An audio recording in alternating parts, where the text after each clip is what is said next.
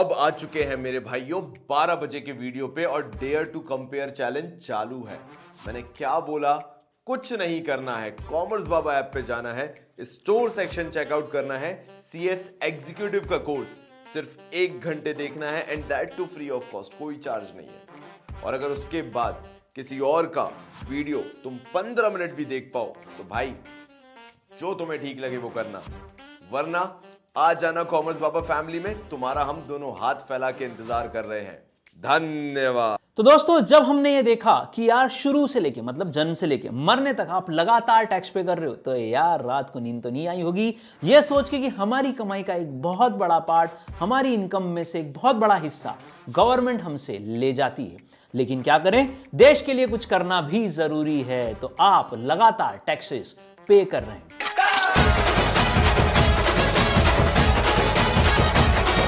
तो last video में एक क्वेश्चन तो जरूर समझ में आया कि जब भी गवर्नमेंट टैक्स इंपोज करेगी वो होगा थ्रू एन एक्ट। तो अगला क्वेश्चन, सर ये एक्ट क्या होता है? कुछ ये बात आपने CSET में भी जरूर पढ़ी होगी, जब आपने देखा था, आपने कुछ एक्ट्स को पढ़ा है। फिर भी एक्ट क्या होगा? गवर्नमेंट जब भी कोई कानून, कोई लॉ या कोई एक्ट बनाती है तो कोशिश होती है कुछ सेट ऑफ रूल्स और रेगुलेशंस बनाने की, जिसको किसी पर्टिकुलर मैटर के लिए बनाया जाता है। कैसे?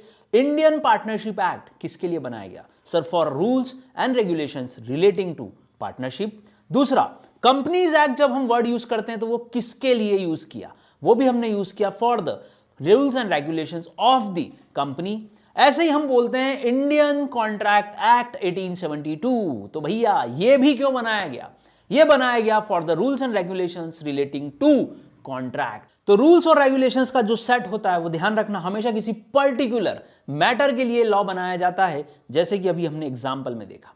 एक और बात, इनकम टैक्स एक्ट अगर हम बोलेंगे तो ऑब्वियसली वो इनकम पर लगने वाला टैक्स है और वो प्योरली इनकम से रिलेटेड और उस पर लगने वाले टैक्स से रिलेटेड लॉ ही होगा। इस तरह से अगर बात करें ना दोस्तों, ये बात तय हो जाती है कि जब भी कोई लॉ लाया जाएगा ऑन अ पर्टिकुलर मैटर, किसी पर्टिकुलर मुद्दे के लिए उस लॉ को बनाया जाएगा। तो दो वर्ड ध्यान रखना, this is a set of rules and regulations और always it should be on a particular matter. अगली बात, सर ये बनाएगा कौन? यार हमारे पास दो लेवल्स पे बात करें तो दो लोग हो जाते हैं। एक है अपना सेंट्रल लेवल, जिसमें सेंट्रल गवर्नमेंट मतलब पार्लियामेंट, लोकसभा और राज्यसभा किसी भी लॉ को पास करते हैं। और अगर स्टेट की बात कही जाए तो विधानसभा, स्टेट लेजिस्लेचर किसी लॉ को पास करती है। तो ये फ्रेमिंग किसके द्वारा होगी? कौन करेगा ये फ्रेमिंग? तो it should B framed by either the parliament और द स्टेट लेजिस्लेचर। तो दो लोग हो गए हमारे पास जो इस लॉ को फ्रेम करने का पावर रखते हैं। तो एक्ट की डेफिनेशन हुई boss, set of rules and regulations on a particular matter और it should be always framed by either the parliament और द स्टेट लेजिस्लेचर। एक बात और तय हो गई, आपका और मेरा कानून नहीं लगेगा, आप और मैं घर बैठकर कानून नहीं बनाएंगे। ऐसा नहीं बोलेंगे कि यहां तो हमारा राज चलता है, तो भैया ये ऐसा नहीं हो पाएगा। आपको कानून जो है पार्लियामेंट के द्वारा या स्टेट लेजिस्लेचर के द्वारा जो फ्रेम होगा उसी को फॉलो करना होगा। This is the definition of an act. और कल की जो पार्ट था, तो लास्ट वीडियो की जो कहानी थी वो थी टैक्स क्या होगा, compulsory payment of money through an act. तो ध्यान रखना, एक्ट भी जो होगा वो किसी पर्टिकुलर मैटर पे होगा। नेक्स्ट क्वेश्चन हमारे मन में आता है, सर हमारा सिलेबस दो हिस्सों में डिवाइडेड है, एक तरफ है डायरेक्ट टैक्स और दूसरी तरफ है इनडायरेक्ट टैक्स। इनके डिफरेंसेस क्या होंगे? क्या ये अलग अलग टैक्सेस हैं? इनको क्यों ये दो हिस्सों में डिवाइड किया जाएगा? तो एग्जाम में इससे रिलेटेड एक पॉइंट आए या ना आए, हमारे नॉलेज के लिए जानना जरूरी है कि गवर्नमेंट दो तरह के टैक्सेस क्यों बनाती है। तो लाइए डिफरेंस से शुरू करते हैं, difference between direct and indirect tax. तो दोस्तों सबसे पहले हमको जो डिफरेंस देखना शुरू करना है, दो अलग अलग वर्ड, और आप जानते हैं एक वर्ड है डायरेक्ट, तो डायरेक्टली मुझसे टैक्स लिया जाएगा। एक वर्ड है इनडायरेक्ट, तो इनडायरेक्टली मुझसे टैक्स लिया जाएगा। सर कुछ समझ में नहीं आया, डायरेक्ट इनडायरेक्ट। चलिए, डायरेक्ट टैक्स जब गवर्नमेंट आपसे लेती है तो ध्यान रखिएगा, गवर्नमेंट आपकी पॉकेट से आप ही के ऊपर बर्डन डालते हुए, आप ही के ऊपर उस टैक्स का इंपैक्ट डालते हुए टैक्स वसूल कलेक्ट कर रही है। तो ये है गवर्नमेंट और ये है अपना पपलू। गवर्नमेंट सीधे जो टैक्स ले रही है वो इस पपलू से ले रही है, इट मींस डायरेक्ट टैक्स से। कहने का मतलब ये वो टैक्स लॉ है, ये वो एक्ट है जिसमें गवर्नमेंट आप ही के ऊपर उस टैक्स का इंपैक्ट और इंसिडेंस दोनों पुटअप कर देती है। जैसे कि इनकम टैक्स। इनकम टैक्स में आप इनकम अर्न करोगे तो टैक्स कौन देगा? पड़ोसी? नहीं, टैक्स भी आप ही दोगे। इसका मतलब गवर्नमेंट डायरेक्टली आपसे आपकी इनकम पर टैक्स लेती है, उसका इंपैक्ट और इंसिडेंस, उसका बर्डन भी आप ही के ऊपर आएगा। इनडायरेक्ट की थ्योरी क्या होगी? इनडायरेक्ट में दो अलग अलग लोग होंगे, एक तरफ है ये गवर्नमेंट, एक तरफ है अपना पपलू। अब मुझे बताओ, टैक्स तो अभी भी कौन देगा? टैक्स तो किसकी जेब से जाना चाहिए? टैक्स तो सर जनता की जेब से ही जाना चाहिए, मतलब आपकी और मेरी। हम ये पपलू हैं, हम ये जनता हैं जिससे गवर्नमेंट इनडायरेक्ट टैक्स भी लेती है। लेकिन इस बीच की सीरीज में एक व्यक्ति और आपके साथ इन्वॉल्व हो जाता है, जो कि हो गया एक इंटरमीडियरी। गवर्नमेंट लॉ बनाती है इसके लिए, इंपैक्ट आता है इस इंटरमीडियरी पे, लेकिन वो इंटरमीडियरी भी आपसे टैक्स वसूल करेगा। एग्जांपल देखिए, सपोज ये है विद्योदय, आप हैं स्टूडेंट। गवर्नमेंट जब आपसे जीएसटी की बात करेगी तो डायरेक्टली नहीं करेगी। गवर्नमेंट विद्योदय से बोलेगी कि भैया उस स्टूडेंट से जीएसटी लेना और जीएसटी यहां डिपॉजिट कर देना। सपोज आपकी फीस है 10,000 और उस पर जीएसटी लगा 1,800, आप पे करेंगे 11,1800 टू विद्योदय। विद्योदय उसमें से 10,000 रुपीज होल्ड कर लेगा और बैलेंस अमाउंट जो था वो चला जाएगा गवर्नमेंट के पास in the form of tax, GST. तो भैया क्या बात समझ में आई? डायरेक्ट में इंपैक्ट भी आप पर है, इंसिडेंस भी आप पर है। इनडायरेक्ट में ऐसा नहीं होगा। इनडायरेक्ट में इंपैक्ट किसी और पे आएगा, लेकिन फाइनल इंसिडेंस आपके ऊपर, मतलब कंज्यूमर, कस्टमर के ऊपर आएगा, जिसके लिए वर्ड यूज किया जाता है फाइनल कंज्यूमर। तो ये था सबसे पहला डिफरेंस। तो भैया डायरेक्ट हो कि इनडायरेक्ट, कुल मिला के कटना अपना ही है, अपने को ही ये पैसा देना है। यहां पर ध्यान रखना सेम पर्सन वर्ड आएगा, यहां पर इंपैक्ट और इंसिडेंस में हम बोलेंगे डिफरेंट पर्सन के ऊपर ये बात अप्लाई होती है। ये था पहला डिफरेंस। सेकंड डिफरेंस क्या होगा? डायरेक्ट और इनडायरेक्ट का दूसरा डिफरेंस सबसे बड़ा है एक और। डायरेक्ट टैक्स में आपके ऊपर ही बर्डन आने वाला है। यार मैंने इनकम कमाई तो मैं ही अपना टैक्स पे करूंगा, कोई और व्यक्ति, मेरा दोस्त, मेरा पड़ोसी, मेरे पेरेंट्स मेरे लिए पे नहीं करेंगे। इसका मतलब आप वो बर्डन किसी और पे शिफ्ट नहीं कर सकते, ये बात ध्यान रखना। लेकिन इनडायरेक्ट टैक्स में क्या होता है? जब आप कोई गुड्स या सर्विस परचेज करने जाते हो, जैसे आपने विद्योदय से क्लासेस करना शुरू किया, तो आपने जो जीएसटी मुझे पे किया वो मैंने गवर्नमेंट को दिया। इसका मतलब मेरे ऊपर इंपैक्ट था कि गवर्नमेंट ने मुझे ऑर्डर दिया था कि भैया विद्योदय आपको स्टूडेंट से जीएसटी लेना है और हमें देना है। आई वॉज एन इंटरमीडियरी, मैंने अपना बर्डन आपके ऊपर शिफ्ट कर दिया। यह बड़ा डिफरेंस है कि एक केस में burden can not be shifted और दूसरे केस में बर्डन शिफ्ट हो सकता है। तो भैया इनडायरेक्ट टैक्स में इसका मीनिंग क्या निकला? बर्डन शिफ्ट होगा, फाइनल कंज्यूमर को ही इनडायरेक्ट टैक्स पे करना है। बिजनेसमैन या जो बीच में इंटरमीडियरी है वो कभी भी टैक्स पे नहीं करेगा, वो सिर्फ कलेक्ट करेगा और गवर्नमेंट को दे देगा। इसीलिए हमने उसका नाम क्या रखा? Intermediary. Third difference, direct tax लगाया किस पे जाता है? सर डायरेक्ट टैक्स लेवी किस पे होता है, किस पे इंपोज होता है? हमेशा डायरेक्ट टैक्स की जब भी बात आए ध्यान रखना दोस्त, या तो वो किसी इनकम पे होगा, या वो किसी वेल्थ पे होगा, या वो किसी असेट पे होगा, तभी जाकर उसको हम डायरेक्ट टैक्स बोलेंगे।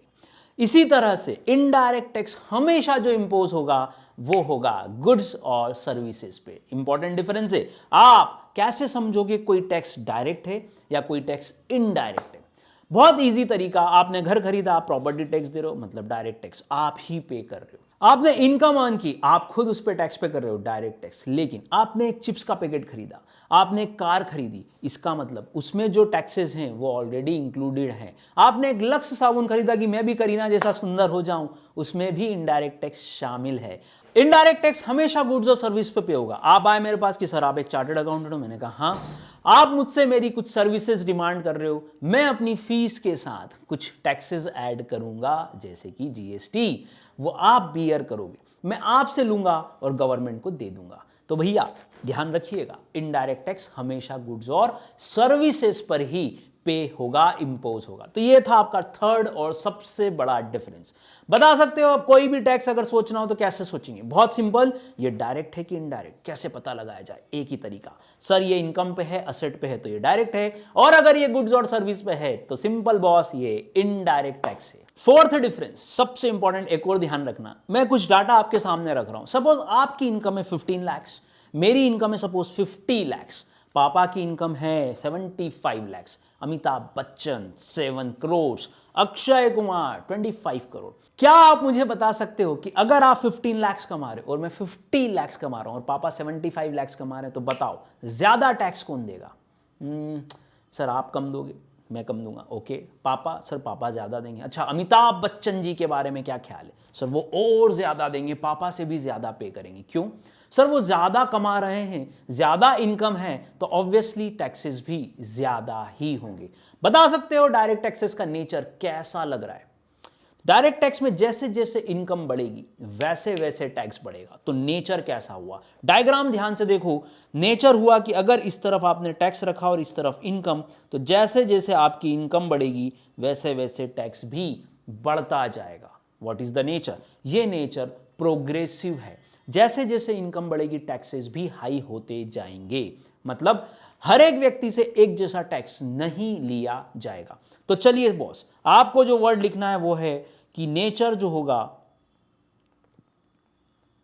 वो कैसा होगा। तो नेचर जो होगा वो होगा direct taxes are progressive in nature. तो ध्यान रखना, जो ज्यादा कमा रहा है वो ज्यादा टैक्स पे कर रहा है। सर ये तो डिमोटिवेशन है। हां लगता तो है कि जो ज्यादा कमा रहा है वो ज्यादा टैक्स पे कर रहा है, तो कमाओ ही मत, पर यह तरीका ठीक नहीं है। गवर्नमेंट डायरेक्ट टैक्सेस में ज्यादा से ज्यादा उनसे लेती है जो ज्यादा हायर लेवल इनकम पर हैं, जिनको गवर्नमेंट सुपर रिच मानती है, ज्यादा रईस मानती है, उनसे ज्यादा टैक्स लेती है। इनडायरेक्ट का नेचर, बहुत सिंपल एग्जांपल समझा रहा हूं। इनडायरेक्ट का नेचर कैसा होगा? चलो एक एग्जांपल से समझते हैं दोस्त। आप एक लक्स सोप खरीदने गए, मान लो 20 रुपीज का एक सोप है। आप वो सोप लेने गए, आपने दुकानदार को बोला भाई मुझे भी करीना ऐसा सुंदर बनना है, मुझे एक लक्स साबुन दे दो। उसने दे दिया। हालांकि वो घुर रहा था, वो घुर इसलिए रहा था कि उसको लग रहा था इस खुरदुरे से चेहरे पे सुंदरता आएगी तो कहां से आएगी। पर 20 रुपीज आपने पे की और वो इंक्लूसिव ऑफ ऑल टैक्सेस था। आप घर आ गए, उस 20 रुपीज के शॉप से जब आप नहाना शुरू करोगे तो आपको दिखने लगेगा कि अरे वो जा रहा है पानी के साथ मेरा 50 पैसे का टैक्स।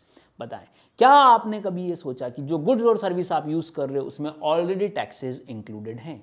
अब बात करते हैं इसी सोप को। मान लो करीना कपूर खुद ही खरीदने चली गई, खुद ही इसका ऐड करती और खुद ही इसको परचेस करने गई as a buyer.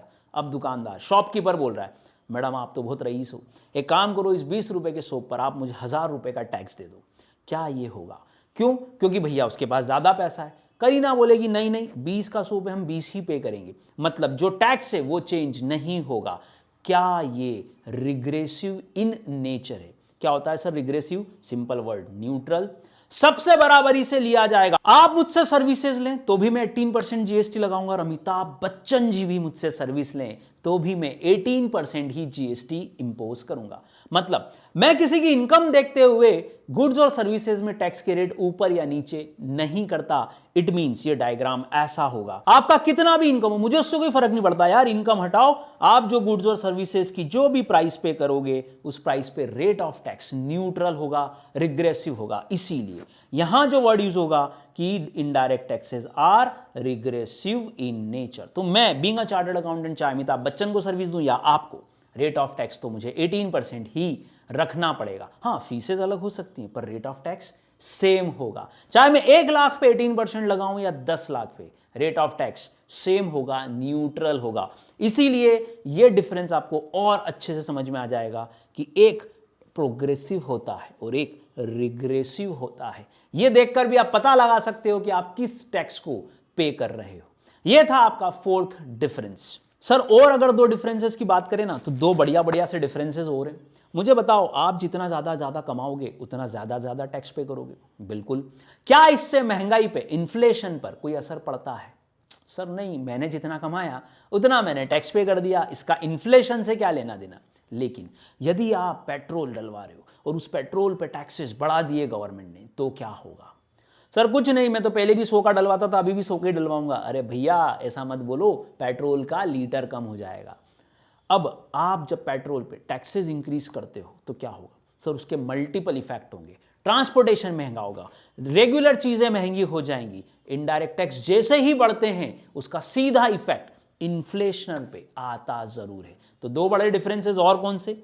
Direct tax are non inflationary, उसका महंगाई पे कोई असर नहीं होने वाला, लेकिन इनडायरेक्ट टैक्स का सीधा असर इन्फ्लेशन पे होता है। इसीलिए इनडायरेक्ट टैक्स बढ़ते से ही पेपर की हेडलाइन बन जाते हैं कि आज पेट्रोल पे 1 रुपया टैक्स बढ़ाया गया और इसी बीच महंगाई इंक्रीज होगी। इकोनॉमिक्स का ये कंसेप्ट आपको टैक्सेशन के साथ जोड़ता है। एक और बड़ा डिफरेंस, कौन से ऐसे टैक्सेस हैं जिसमें चांसेस ऑफ इवेशन ज्यादा है? यार देखो, जो टैक्स मैं पे कर रहा हूं मतलब डायरेक्ट टैक्स, मुझे मालूम है मेरी इनकम कितनी है, मैं उसकी चोरी कर सकता हूं, मैं उसका इवेशन कर सकता हूं। तो दोस्तों, पहला वीडियो देखने के बाद ये जरूर सोचा होगा कि यार बचपन से लेके अभी तक, इस समय तक पापा, आप, आपके ग्रैंड पेरेंट्स, सभी लोग अपने आसपास टैक्स लगातार पे कर रहे हैं, chances of evasion direct tax में हाई है।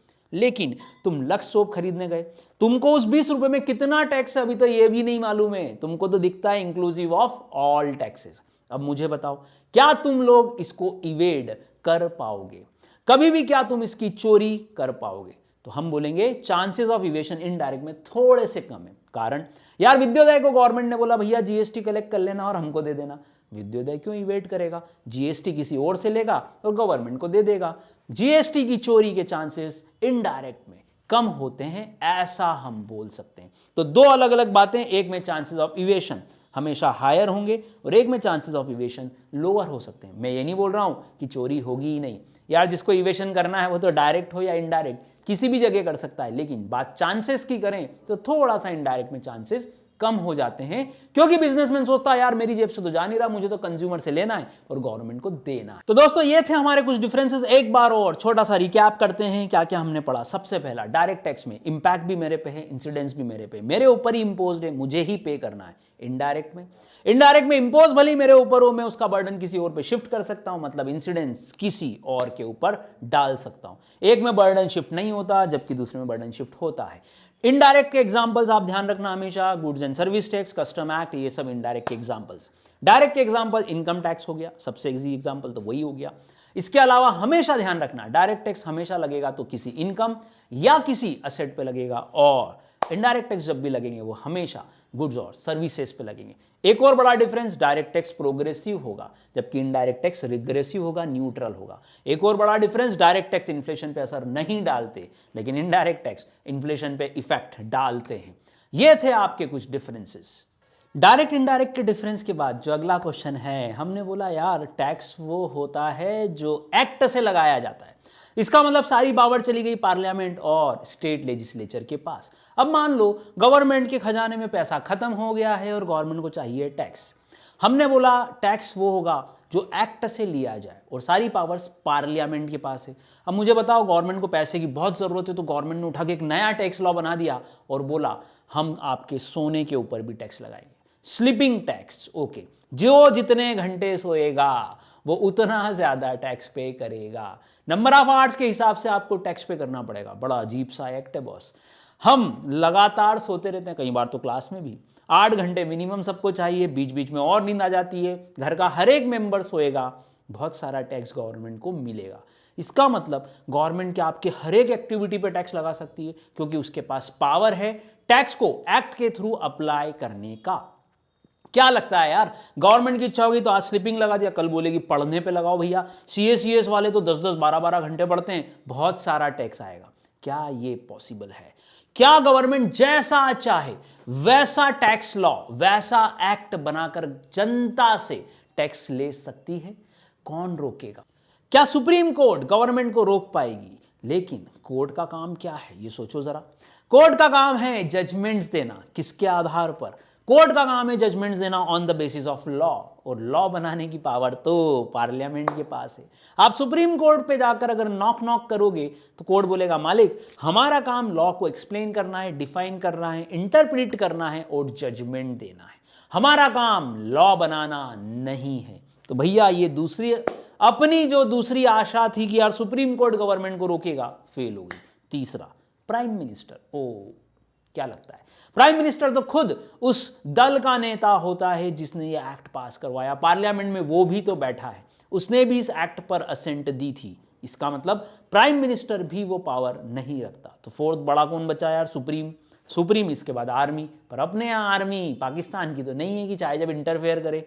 आर्मी के भी अपने लिमिटेशंस हैं, तो आर्मी कभी भी देश के इंटरनल मैनेजमेंट में डायरेक्टली इंटरफेयर कभी नहीं करती। तो भैया ये जो सुप्रीम लोग थे ना, कि अगर कोई गलत एक्ट बना तो कौन रोकेगा सरकार को, ये 3-4 नाम मुझे याद आए, आपको और कोई नाम याद आए तो सोचो क्या इनके पास पावर है, कौन रोकेगा गवर्नमेंट को यदि वो चाहे जैसा कोई भी एक्ट बनाती है। तो थोड़ा सा दिमाग पे जोर दें और थोड़ा सा पीछे जाएं और याद करें, जब एमएमएस मतलब मनमोहन सिंह जी हमारे प्रधानमंत्री थे, उन्होंने जब भारत के प्रधानमंत्री के तौर पर शपथ ली थी, तो कैसे लेते हैं बॉस शपथ, कैसे आप ओथ लेते हो? मैं मनमोहन सिंह सोनिया गांधी के सिर की कसम खा के कहता हूं कि भारत की रक्षा करूंगा। क्या उसने ऐसा बोला था? नहीं। उन्होंने किसकी कसम खाई थी, किसको स्वेर किया था, किसकी ओथ ली थी? तो याद करो, जब भी कोई व्यक्ति शपथ लेता है, जब भी कोई आर्मी में, सेना के अलावा पुलिस में, जज, प्रधानमंत्री, राष्ट्रपति, ये एक ही चीज की शपथ खाते हैं, वो है, याद करो, सोचो, वो है भारत का संविधान, कॉन्स्टिट्यूशन ऑफ इंडिया। वो हमारे यहां का इंडिया का सबसे सुप्रीम पावर है भैया। तो ना तो प्रेसिडेंट, ना सुप्रीम कोर्ट, ना प्राइम मिनिस्टर, ना आर्मी, हमारे यहां प्राइमरी पावर, सुप्रीम पावर, सर्वोच्च शक्ति जो है संविधान है। नरेंद्र मोदी ने जब शपथ ली थी तो ये नहीं बोला था कि मैं लाल कृष्ण आडवाणी जी की सर की कसम खा के कहता हूं, नहीं, उन्होंने भी यही बोला था, मैं भारत के संविधान की शपथ लेता हूं। मतलब सुप्रीम पावर इंडिया में कौन है, और वो कौन है जो गवर्नमेंट को इस गलत एक्ट से रोकेगा? तो एक ही, कॉन्स्टिट्यूशन ऑफ इंडिया। पर सर हम कैसे मान लें कि कॉन्स्टिट्यूशन ही सुप्रीम पावर है यार? अभी बताया, एक तो अपन ओथ इसकी लेते हैं। चलो दूसरा एग्जांपल, ये जो प्रेसिडेंट है, ये जो सुप्रीम कोर्ट है, जो प्राइम मिनिस्टर है, ये जो अपने एमपी एमएलएज हैं, ये सब फॉर्म किसके तहत हुए हैं? किसने इन सब को क्रिएट किया, जनरेट किया, बर्थ दिया? तो भैया ये सब कॉन्स्टिट्यूशन ऑफ इंडिया में लिखा हुआ है, we the people of India, ये इसकी स्टार्टिंग है। और यहां से हम क्लियर करते हैं कि कॉन्स्टिट्यूशन ही सुप्रीम पावर है। तो सुप्रीम पावर हमेशा ध्यान रखना, कॉन्स्टिट्यूशन ही वो है जो इनको, बावले लोगों को, इन पगले लोगों को इस तरह का अजीबोगरीब एक्ट बनाने से रोक सकता है। कैसे? अभी और प्रूव करेंगे। कॉन्स्टिट्यूशन में दिए गए आर्टिकल्स, ना कि सेक्शन। जब तुम कोई एक्ट पढ़ते हो तो उस एक्ट में होते हैं सेक्शंस, कॉन्स्टिट्यूशन में होते हैं आर्टिकल, अनुच्छेद। सेक्शन का हिंदी मतलब होता है धारा और आर्टिकल का हिंदी मतलब होता है अनुच्छेद। हम जो पढ़ते हैं कॉन्स्टिट्यूशन में वो है आर्टिकल्स। कॉन्स्टिट्यूशन के अलग अलग आर्टिकल्स में ये अलग अलग पावर दिए हुए हैं कि भैया ये पीएम बनेंगे, ये इस तरह से प्रेसिडेंट बनेंगे, ये सुप्रीम कोर्ट्स की पावर हैं, ये इमरजेंसी पावर्स गवर्नमेंट की होंगी, आर्मी क्या क्या करेगी, कैसे बनेगी, कौन उसका हेड होगा, ये सब कॉन्स्टिट्यूशन में आएगा। कोई टैक्स लॉ भी बनाना हो ना तो कॉन्स्टिट्यूशन में लिखा होना जरूरी है। कैसे? चलो देखते हैं एक नया आर्टिकल जिसमें साफ लिखा है गवर्नमेंट तब तक कोई एक्ट, कोई लॉ नहीं बना सकती जब तक कि उसके पास कॉन्स्टिट्यूशन की तरफ से कोई पावर ना हो। तो कौन सा आर्टिकल है सर जो इस बात को डिफाइन करता है? लाइए, यह है आपके सामने आर्टिकल नंबर 265। आर्टिकल 265 की सबसे पहली लाइन बोलती है no tax shall be levied except with the authority of law. मतलब जब तक लॉ की, कानूनन कोई अथॉरिटी, कोई पावर ना हो तब तक आप कोई टैक्स लेवी नहीं कर सकते। मतलब आर्टिकल 265 ने गवर्नमेंट को रोका कि भैया पहले बनाओ एक्ट, और एक्ट बनाने के लिए भी आपको कॉन्स्टिट्यूशन ही रेफर करना पड़ेगा। आप जनता के ऊपर जबरदस्ती कोई टैक्स लेवी नहीं कर सकते जब तक कि आपके पास लॉ की अथॉरिटी, कोई एक्ट, कोई कानून ना हो। तो पहले तो गवर्नमेंट को यहां पे अपन ने स्पीड ब्रेकर दिया कि भैया तुम्हारे मन से कोई भी टैक्स मत बनाओ, पहले तो एक्ट बनाओ। फिर दूसरा, एक्ट बनाने की पावर अभी भी उनके पास ही है। हाँ, तो क्या इसका मतलब अभी भी वो चाहे जैसा एक्ट बना देंगे? नहीं। इसके लिए हमको पढ़ना पड़ेगा एक और आर्टिकल जो कि है आर्टिकल 246। 265 बोलता है कोई भी टैक्स तब तक मत लगाना जब तक कि उसका लॉ ना हो। अब की बार जब भी कोई टैक्स दो ना, चेक करना उसका कोई एक्ट है, कोई लॉ है, तो ही वो टैक्स लेना वैलिड है गवर्नमेंट के लिए, वरना वो टैक्स वैलिड नहीं है। आप सुप्रीम कोर्ट तक जा सकते हो गवर्नमेंट के अगेंस्ट ये बोलते हुए कि इसका कोई लॉ ही नहीं है। अब मुद्दा आया, अगर अभी भी लॉ बनाने का पावर गवर्नमेंट के पास है तो सर बात तो वहीं की वहीं है। नहीं, आर्टिकल 246 का शेड्यूल 7 गवर्नमेंट के पावर्स को डिवाइड करता है, 3 अलग अलग लिस्ट देता है। कौन कौन सी? ध्यान से देखिए क्या है। आर्टिकल 246 का शेड्यूल 7 गवर्नमेंट के पावर्स को डिवाइड करता है। क्यों सर, डिवीजन की जरूरत क्यों पड़ी? चलो थोड़ा सा इंडिया के बेसिक स्ट्रक्चर पे जाते हैं। इंडिया जो है 3 टियर स्ट्रक्चर पे चलता है। क्या मतलब? हमारे यहां डेमोक्रेसी है, यस, हमारे यहां मिक्स्ड इकोनॉमी है, यस। 3 टायर स्ट्रक्चर क्या बोलता है? सबसे टॉप लेवल पे है सेंट्रल गवर्नमेंट, फिर है स्टेट गवर्नमेंट और फिर है लोकल अथॉरिटी। अगर सेंटर और स्टेट आपस में ही लड़ते रहेंगे, आपस में भिड़ते रहेंगे, आपस में एक दूसरे के एक्ट काटते रहेंगे तो दिक्कत हो जाएगी। इसीलिए पावर्स को डिवाइड किया गया। 3 टियर स्ट्रक्चर बोलता है कि कुछ पावर सेंट्रल के पास होंगे, जैसे कि आप और मैं पान की दुकान पर खड़े होकर पाकिस्तान के अगेंस्ट वॉर छेड़ना चाहते हैं, तो क्या हम किसी स्टेट के लोग पाकिस्तान पर अटैक मार देंगे? ऐसा नहीं होगा। वॉर डिक्लेयर करने का पावर आपके और मेरे पास नहीं है, वो प्रेसिडेंट करता है। इसी तरह सेंट्रल गवर्नमेंट के पास पावर्स अलग हैं, स्टेट के पास पावर अलग हैं, ताकि आपस में क्लैशिंग ना करें। तो 3 टियर स्ट्रक्चर में हमारे पास पावर्स को डिवाइड किया गया ताकि भविष्य में कभी भी कोई झगड़ा इनके बीच में आपस में ना हो। इनकम टैक्स एक्ट एक सेंट्रल एक्ट है, मतलब ये सेंट्रल गवर्नमेंट लेगी, स्टेट गवर्नमेंट नहीं लेगी। लेकिन शराब पे लगने वाली ड्यूटी, लीकर पे लगने वाली ड्यूटी स्टेट गवर्नमेंट लेती है, सेंट्रल नहीं लेती। It means powers are divided so to avoid future clashings. ये कॉन्स्टिट्यूशन बनाने वालों ने पहले ही कर दिया था। अब इस 3 टियर स्ट्रक्चर के आधार पर हमको ये समझना पड़ेगा कि गवर्नमेंट के पावर्स क्या हैं। आर्टिकल 246 में 3 अलग अलग लिस्ट दी गई है शेड्यूल 7 के अंतर्गत। तो पहला क्वेश्चन ध्यान से देखिएगा, एक एमसीक्यू तो यह आता है कितनी लिस्ट है, तो 3 लिस्ट है। लिस्ट 1, 3 लिस्ट है हमारे पास, list 1, list 2 and list 3। Sir ये लिस्ट क्या है? देखो, लिस्ट 1 में जो भी पावर्स दिए गए हैं वो सेंट्रल गवर्नमेंट या हम एक और वर्ड क्या बोलते हैं, यूनियन गवर्नमेंट के हैं। तो ध्यान रखना, लिस्ट 1 के सारे पावर्स यूनियन गवर्नमेंट यूज करेगी, स्टेट उसमें इंटरफेयर नहीं करेगा। सेकंड लिस्ट, पूरे के पूरे पावर सिर्फ और सिर्फ कौन सी गवर्नमेंट को दिए गए, स्टेट गवर्नमेंट को दिए गए। अब आपको मेरी बात ज्यादा क्लियर हो रही होगी। जब हमने पहली लाइन आर्टिकल 265 की पढ़ी थी तो पढ़ा था कि जब तक लॉ की अथॉरिटी ना हो कोई टैक्स इंपोज नहीं होगा। आर्टिकल 246 बोलता है गवर्नमेंट चाहे जैसा एक्ट नहीं बना सकती, उसके लिए उनको लिस्ट 1 की पावर्स चेक करना पड़ेगी। अगर स्टेट गवर्नमेंट है तो लिस्ट 2 की पावर्स चेक करना पड़ेगी। ऐसा नहीं हो पाएगा कि आप मन से कोई भी पावर यूज कर लो। लिस्ट 1 में पावर्स कैसे डिफाइन किए गए, थोड़ा ध्यान से देखना। लिस्ट 1 के अंतर्गत दी गई है एंट्री नंबर, मतलब सीरियल नंबर सिंपल भाषा में। एंट्री नंबर हमेशा 1 से ही शुरू करें कि मेरा लक्की नंबर 7 से तो शुरू नहीं होगा, 1 से शुरू होगा। 1 2 3 4 करते करते करते करते हम आए फाइनली एंट्री नंबर 82 पे। अब आपको अभी मैंने एग्जांपल दिया कि इनकम टैक्स एक सेंट्रल एक्ट है, मतलब उसका पावर किसके पास है, सेंट्रल गवर्नमेंट के पास। सेंट्रल गवर्नमेंट ये टैक्स लगा रही है, मतलब वो कहां लिखा हुआ होना चाहिए, वो लिखा हुआ होना चाहिए लिस्ट 1 में, सेंट्रल गवर्नमेंट के पावर की लिस्ट में। तो एंट्री नंबर 82 ने साफ साफ लिखा कि इनकम टैक्स जो लगाया जाएगा वो सेंट्रल गवर्नमेंट, यूनियन गवर्नमेंट के द्वारा ही लगाया जाएगा। एंट्री नंबर 82 के सामने उन्होंने लिखा टैक्सेस ऑन इनकम। बोलो इसका मतलब क्या? सर इसका मतलब ये जो पावर है ये सेंट्रल के पास चला गया इनकम पर टैक्स लगाने का। इसका मतलब अब सेंट्रल गवर्नमेंट चाहे तो ये एक्ट फ्रेम कर सकती है, उनके पास इस एक्ट को बनाने का पावर है। और एग्जांपल देता हूं, एंट्री नंबर 82 के अलावा ऐसे धीरे धीरे बढ़ते बढ़ते हम आ जाते हैं एंट्री नंबर 96 तक, और ये एक स्पेसिफिक पावर की बात करता है। तो भैया जो भी एंट्री नंबर लिखे ना उसके सामने गवर्नमेंट को एक पावर दिया गया। आप उस सीरियल नंबर को चेक करते जाओ कि गवर्नमेंट के पास क्या क्या पावर्स हैं। ध्यान से सुनना, ये पावर्स आखिरी में आकर गवर्नमेंट ने एक लिमिट पे लाकर रोक दी और बोला कि एंट्री नंबर 97 जो है वो एक रेसिड्यू एंट्री है। रेसिड्यू मतलब आप और कोई पावर अगर चाहो तो फिर 97th एंट्री का यूज करोगे। तो 1 से लेकर 96 की एंट्री स्पेसिफिक पावर्स की बात करती है। एंट्री नंबर 97 जो कि लास्ट एंट्री है वो है रेसिड्यू एंट्री अंडर लिस्ट 1। तो भैया एक एमसीक्यू ये भी बन गया आपका, इनकम टैक्स जो इंपोज हुआ वो किस एंट्री से हुआ? तो हम बोलेंगे entry number 82 of list 1 of schedule 7 of article 246। बोलो भैया। तो ये थी पूरी कहानी इनकम टैक्स को अप्लाई करने की। लिस्ट 1 से आपने इनकम टैक्स को इंपोज किया। इसी तरह सेंट्रल गवर्नमेंट के बाद स्टेट गवर्नमेंट ने एंट्री नंबर 54 यूज किया था और उससे लगाया गया था वैट जीएसटी आने के बाद बहुत कुछ हट चुका है, रिपील हो चुका है, लेकिन अभी भी उसका कुछ गुड्स पर एग्जिस्टेंस है।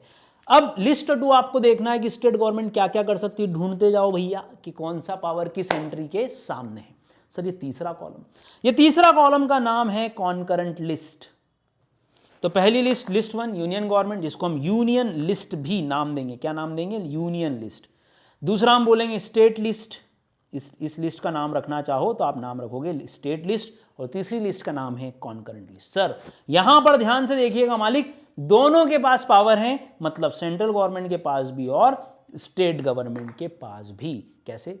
किसी एक पर्टिकुलर मैटर पे सेंट्रल भी लॉ बना सकता है और स्टेट भी। अच्छा, ये सुविधा भी दी कॉन्स्टिट्यूशन ने। हाँ, अगर कोई पर्टिकुलर मुद्दा है उससे रिलेटेड सेंट्रल भी अपना लॉ बनाना चाहे तो बनाए, स्टेट भी अपना लॉ बनाना चाहे तो बनाए, कोई दिक्कत नहीं है। बस पावर्स चेक कर लेना कि पावर है या नहीं। एक खास बात, स्टेट गवर्नमेंट अगर इस लिस्ट का यूज करके कोई लॉ बनाती है तो उसकी अप्रूवल सेंट्रल से लगेगी, मतलब स्टेट गवर्नमेंट लॉ बना के भेजेगी वापस सेंट्रल गवर्नमेंट को, और सेंट्रल गवर्नमेंट की असेंट और प्रेसिडेंट की असेंट के बाद और सेंट्रल की अप्रूवल के बाद ही इस लिस्ट में कोई स्टेट गवर्नमेंट अपना लॉ बना पाएगी। तो भैया ये हो गई 3 तरह की लिस्ट, और अपना जो प्राइमरी क्वेश्चन था वापस उस पर आता हूं, क्या गवर्नमेंट चाहे जैसा टैक्स आपसे ले पाएगी? तो हमारा पहला आंसर था ना लल्ला, ऐसा नहीं हो पाएगा, क्योंकि आर्टिकल 265 बोलता है जब तक कोई एक्ट ना हो तब तक आप कोई टैक्स मत लेना। तो दूसरा क्वेश्चन, सर पावर तो गवर्नमेंट के पास ही है, गवर्नमेंट जैसा चाहे वैसा लॉ बना देगी? नहीं, उसको रोकने के लिए बनाया गया आर्टिकल नंबर 246 शेड्यूल 7, और 3 तरह की लिस्ट दी गई जिसमें यूनियन गवर्नमेंट, स्टेट गवर्नमेंट और कॉन्करेंट लिस्ट के तहत ही गवर्नमेंट कोई लॉ बनाएगी। आर्बिटरीली, इमेजिनरीली कोई भी पावर यूज नहीं होगा। तो दोस्तों ये थी कहानी कि क्या गवर्नमेंट अनशन पावर रखती है, चाहे जैसा पावर रखती है, चाहे जैसा लॉ बना सकती है और चाहे जैसा टैक्स ले सकती है? तो ना, ऐसे तो नहीं हो पाएगा। उसके लिए आपको कॉन्स्टिट्यूशन रेफर करना होगा। तो 3 टियर स्ट्रक्चर का ये था आपका पावर्स का डिवीजन। आर्टिकल 246 गवर्नमेंट को रोकता भी है और बताता भी है कि उसके पास क्या क्या पावर्स हैं। नेक्स्ट लेक्चर में अब हम शुरू करने जाएंगे, वो होगा हमारा इनकम टैक्स एक्ट, मतलब डायरेक्ट टैक्स वाला पार्ट हम अब शुरू करेंगे। अभी तक हमने बेसिक नॉलेज में टैक्स क्या होता है, क्यों लिया जाता है, गवर्नमेंट चाहे जैसा टैक्स इंपोज नहीं कर पाएगी, उसके पावर्स क्या होंगे, ये सब दोस्तों हमने सीखा। और आप आराम से सोचिएगा कि और कौन कौन से टैक्स आप लगातार लाइफ में पे कर रहे हो। अपना ध्यान रखिएगा। नेक्स्ट वीडियो में इनकम टैक्स एक्ट के साथ हम नए चैप्टर की शुरुआत करेंगे, जो कि होगा आपका पहला चैप्टर, इनकम टैक्स क्या होता है, किससे लिया जाता है, क्या इनकम होगी, किसको इनकम माना जाएगा, कब कब आपको टैक्स पे करना होता है या कब कब पापा टैक्स पे कर रहे हैं। तो आराम से सोचिएगा और कौन कौन से टैक्सेस आप पे कर रहे हैं। अपना ध्यान रखिएगा। राधे राधे।